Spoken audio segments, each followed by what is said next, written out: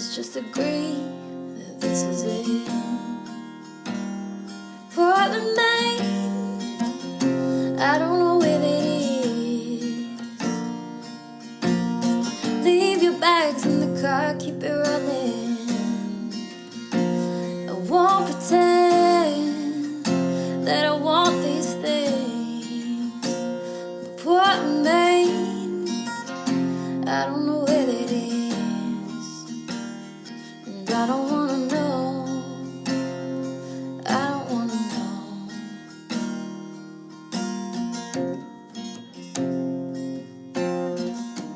know. All right, happy Friday. Welcome back. Episode 82 of Morning Coffee with Rick Alexander. I'm at Rick Alexander _ on Instagram. I've got some pretty cool things coming up. If you're interested, follow me along there. You can follow at Lionheart Radio. Of course, we always do we put memes up about the show and sort of just interact with the audience there. So plenty of ways for you to get involved. I've also got an endurance coaching program coming out in the next couple of weeks to help you hit your first marathon or PR marathon, ultra marathon, triathlon, whatever it is. It's going to be very comprehensive. All you'll have to know is that those are something you want to do, and then you'll be able to leave the rest to me. Of course, the work will be on you, but I will give you a complete program, be completely customized to your lifestyle. We go through mindset. We're going to go through all of the things that have stopped you in the past from getting to the finish line. So if you're interested in that, hit me up and we can start opening that dialogue, but I'll be releasing more details about that in the coming weeks. Today's episode is actually nothing to do with endurance. It is all about the resistance that you feel in everyday life. Now, one thing that's not up for debate is the idea that resistance is the thing that makes you stronger. In fact, you can't get stronger without resistance. We know that in the gym. In life, when life starts handing us resistance, it's not so straightforward. We don't necessarily know how to, there's no linear progression you can prescribe sometimes to use the resistance that life hands us in order to get stronger. And that can be some of our downfall, right? Because we don't know necessarily how to handle it. Now, the reason I'm dropping this episode today is because we've had a little bit of time since the holidays. And so you've gotten a little space. So maybe you're back home, you're back into your routine, you're working, you're just going through your life again. Well, look back. Look back at, especially if you went home for the holidays. This is something I noticed just sort of trending on social media. I notice it in my own life many times. And it's a very complex thing that's happening here sometimes. Sometimes we go home and we feel resistant. Now, if you didn't go home for the holidays, there are plenty of ways for you to think about where some of this resistance might be showing up. It might be showing up when you're around a person that you don't like. But sometimes when we go home and it's like after 7 days of being around our families that we grew up with, we're like ready to get the hell out of there, right? Now, some of that could be a very multifaceted reason for why you're feeling this resistance and why you're wanting to leave there. But I'm going to offer another explanation for it. And it's the same explanation for why sometimes you meet somebody and you don't like that person. And so you tend to stay away from them. The problem is that staying away from them isn't going to actually get you stronger. Carl Jung, the psychologist, he introduced this idea called the shadow. Now, the shadow are all of the things that occur in your life that you don't associate with your identity. And so you repress them, you push them further down. In the Clarity Academy, we're going to do a bunch of shadow work, but I'm going to try to introduce the topic here in a simplistic way so you can at least think about it in your own life and how some of your shadows might be showing up. So when you're born, right, you know nothing of this world. You are just simply figuring it out.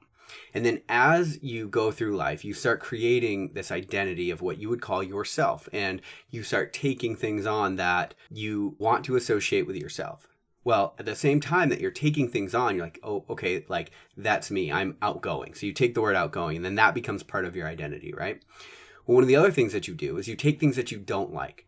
Now, a lot of times our family will have characteristics that we won't like. So perhaps maybe your family's not as educated as you'd like them to be or something like that. So you look at some behavior that they do, you categorize that as uneducated, and then you say, that's not me. So you repress it.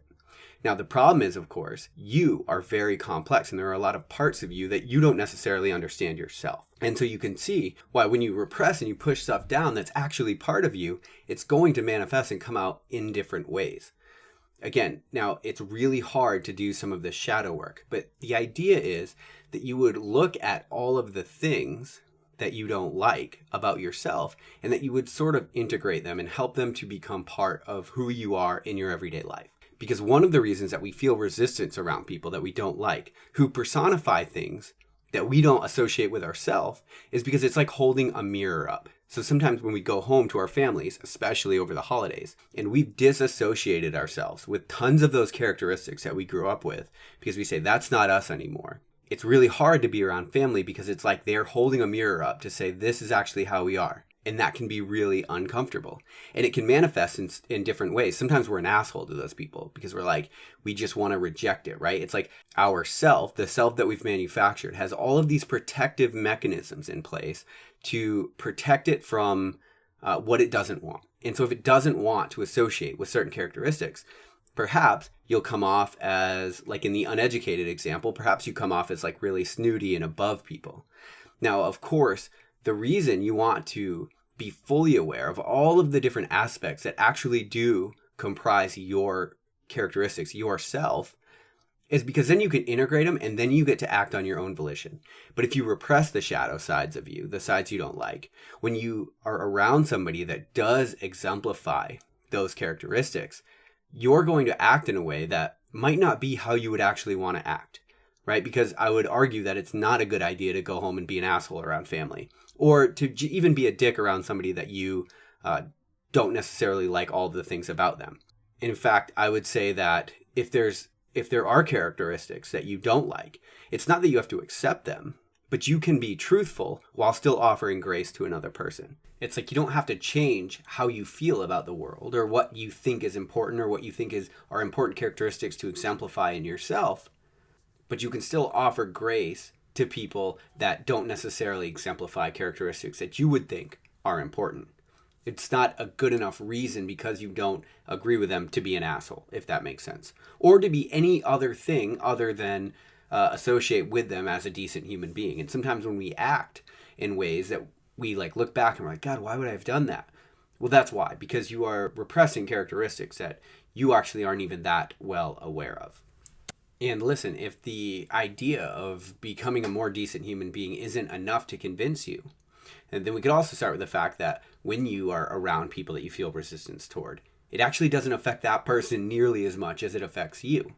And so you walk around with anger, like being an asshole actually affects you much more than the other person a lot of times, because you're having to deal with some of these characteristics that are manifesting in you that you wouldn't even want.